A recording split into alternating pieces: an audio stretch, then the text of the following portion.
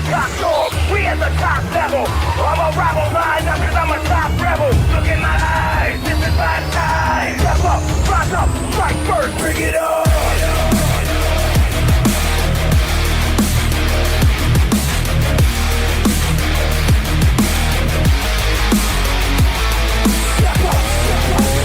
Fight fans, now in the cage, what you've all been waiting for. Here we go. It's time for the main event of this evening, presented to you by SparStar Promotions. Now in the cage, 3 rounds of mixed martial arts for the vacant SparStar Promotion and California State lightweight title. Once again, our referee in charge of this bout, Big Mark Reyes. And now, introducing to you first, on my right, fighting out of the blue corner, he is wearing yellow trunks. He is training out of Stand Alone MMA, Chico, California. He weighed in 154 pounds. His record, 3 wins, 1 loss, with 2 wins coming by way of stoppage. Ladies and gentlemen, introducing Brendan Arevalo.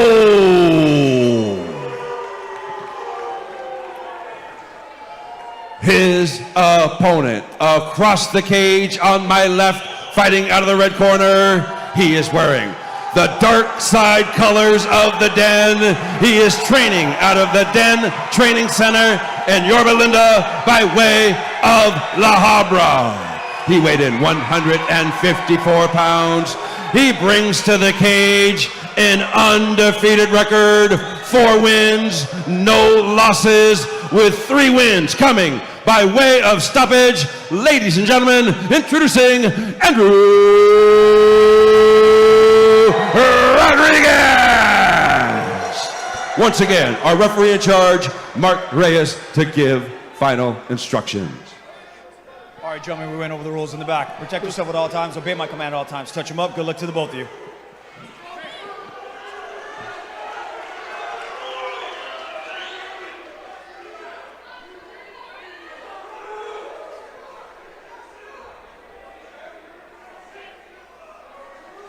All right, this is your main event for SparStar 65.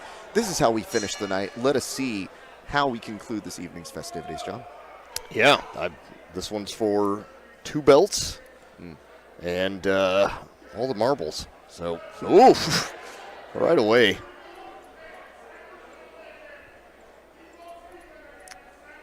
So to begin tonight, Andrew Rodriquez in those black and white trunks, representing the Badger crew, the Den, if you would. Meanwhile, Brandon Arevalo is in those bright yellow trunks.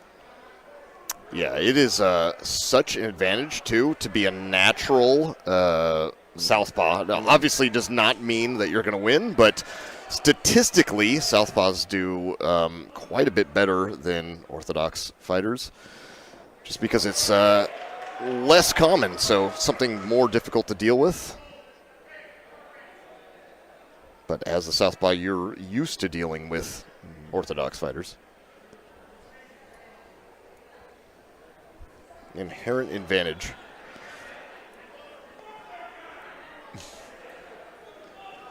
Right. Ooh, okay. Feeling out process, I believe, might be over. Just ended, yeah. I mean, what's very interesting is that was like the first time we saw even just a glimpse of a clinch. Oh, good jab. And now this audience coming alive. Very much behind Andrew. Good body kick. And that is one big advantage for the southpaws, that back leg. When it gets thrown to the body, right leg to the head. Beautiful stuff. That landed for Brandon. And I mean, Andrew definitely still responding in kind, but that was a very, very telling sign. Oh, great right hook. That was beautiful, and that was off of Brandon switching to southpaw, too. Wow. And here, just powering into this high crotch.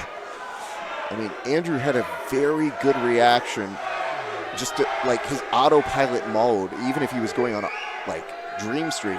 was to go into rushing the single, had it for a split second, but now Let's see how wobbly it is. Yep. This is where you would be concerned because Brandon was able to connect so well. I don't know if you were paying attention to some of those kicks he was throwing, but he throws it with a relative ease that is very concerning on how well he times his punches. And that was a good moment there from Andrew. Good, solid hits there, connecting on his own. Yeah, left straight and a right hook. Brandon looked like he did not like those one bit. So we might be all even here.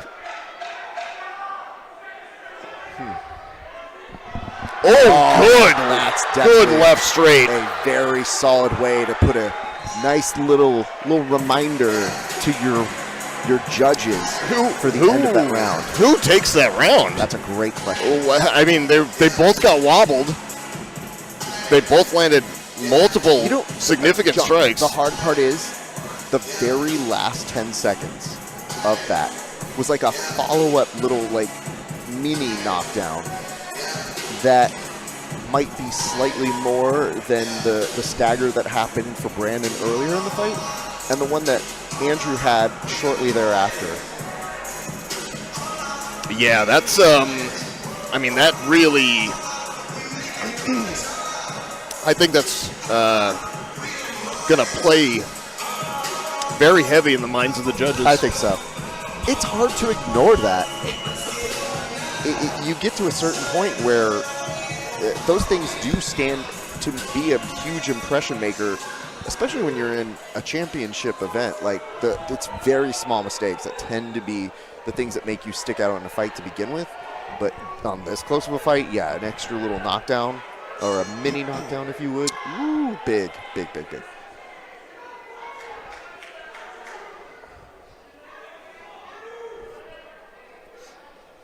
Before the tail end of that one, too, I'd have to say that Brandon was in the driver's seat. He was, but I mean, Andrew may have just taken back this fight, at least in terms of momentum. Yeah, good body kick from Brandon. Oh, throwing some really quick shots there, Andrew, and he uses that to close the distance. Gets one underhook, presses Brandon up against the cage. Andrew, is he looking for a Metzger? He's trying to underhook that far leg, that left leg. Oh, nice. I'll take that. Outside trip, yep. Beautifully timed. Really good. Got him thinking about one thing and misdirected and hit that outside trip. That was beautiful. Trying to pass the half guard now, potentially, or looking to maybe posture up and just throw some hands.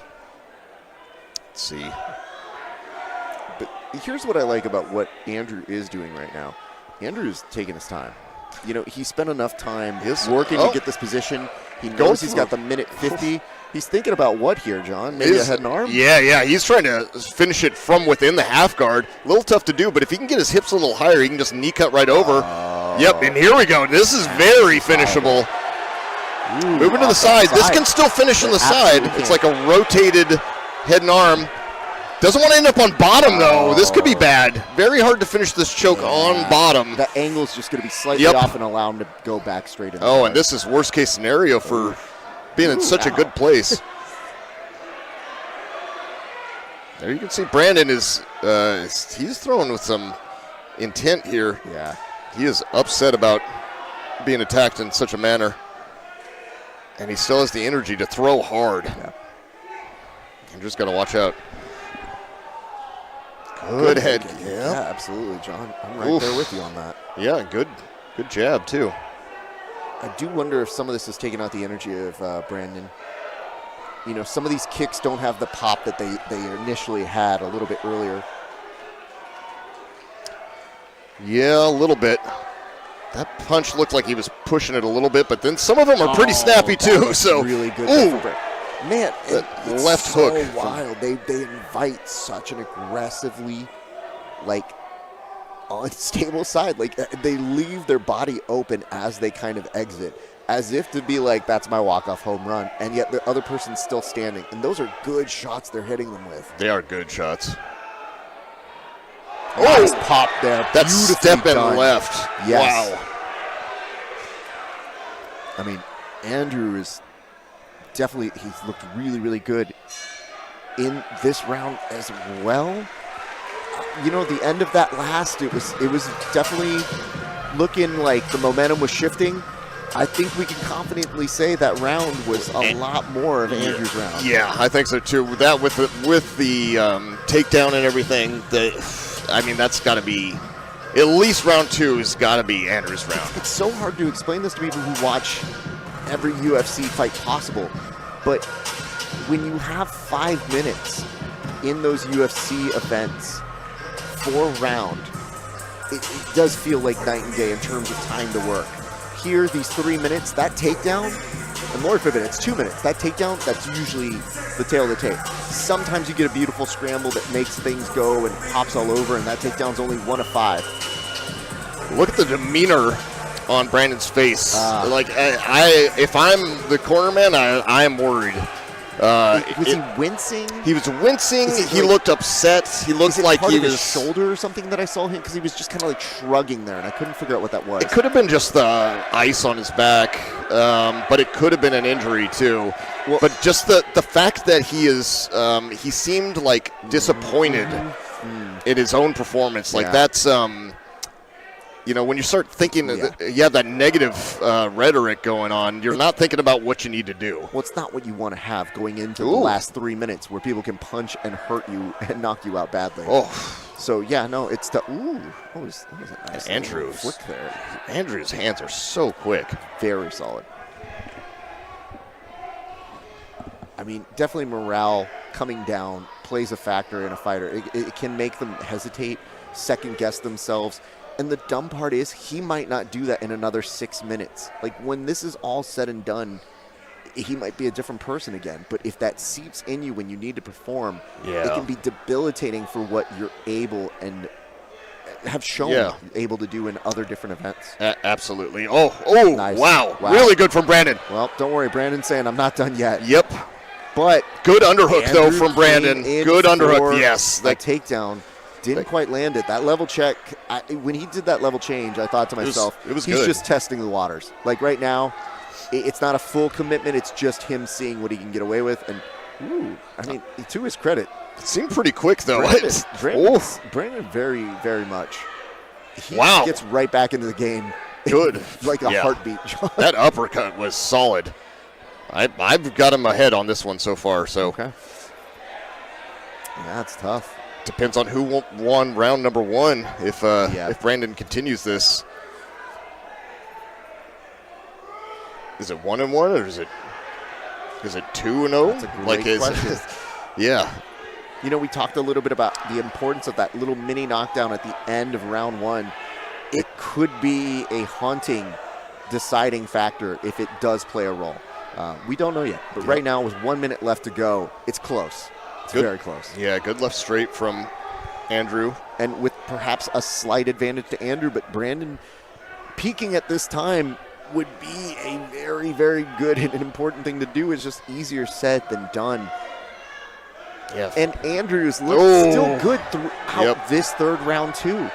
Yeah. If Andrew steals this one away, I think that the fight's his. Yeah. Like, without question. Yeah, for sure. If Brandon wins this one, then we'll have to see what the judges say. We will see what the society says in a few seconds here. 24 seconds left to go. A lot to acknowledge in this fight. It started off with some great strikes all the way through, and as we're watching it finish, these guys have picked each other's timing so well that by the end of it, they're evading some of their best thrown shots. That's a testament to how well their fight IQs are. Beautiful connection there, and a nice swat away. Andrew definitely wanted to try and make a statement to finish that off. All smiles between both these guys. It's a good fight, and honestly, it's a pretty good fight, but I guess the real question is, are we seeing what may be essentially a clean sweep from the den here tonight? Oh, there was that head kick. We're going to have to find out here in a second, John. I'm going to head to the cage and get ready. All right, we'll see you in there. There's that right hook that dropped Andrew. And Brandon had some great moments early on, for sure. And there was a good shot from Andrew. Blocked head kick, but it's still some good strikes in there as well. it was just a great back and forth. That really, the replay didn't really show a lot of like what Andrew did at his best. I mean, there was a lot of moments for both fighters in that in the entire fight, so difficult to pick and choose. But man, this one, I'll be really curious to see how they score this.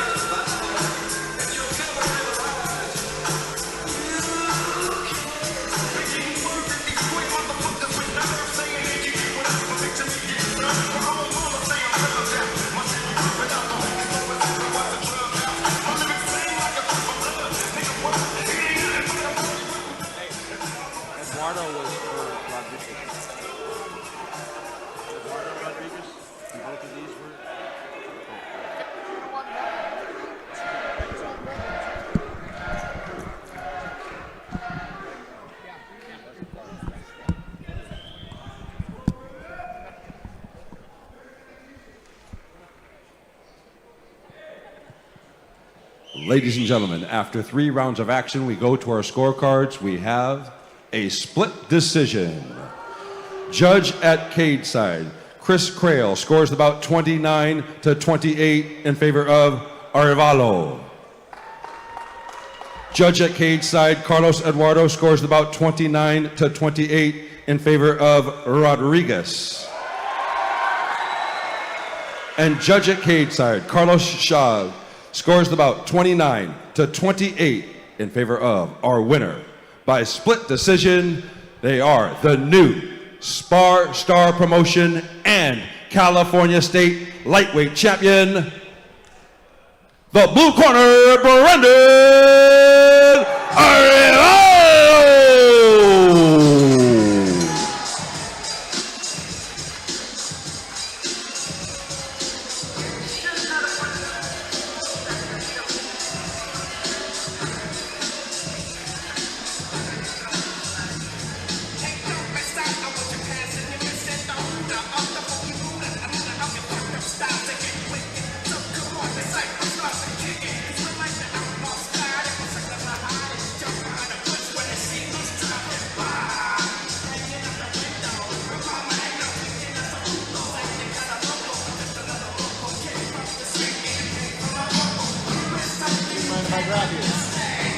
Ladies and gents, before we close on out, let's talk with your new champ, Brandon Arevalo. Congratulations.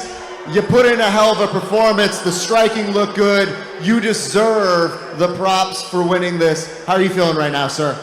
I feel good. My shin's kind of banged up right now. It hurts, but yeah, I feel good. You should feel good. And you know what's great about this is when you have a performance like this, it is a close fight. It is definitely one. You and your opponent in great work tonight. What made the difference for you, sir? I believe it's the pressure and the takedowns that he was trying to get. I didn't have much success besides one. It was a little trip, but you know, I reversed it. And so, yeah, I believe I got the better strikes on him. But yeah.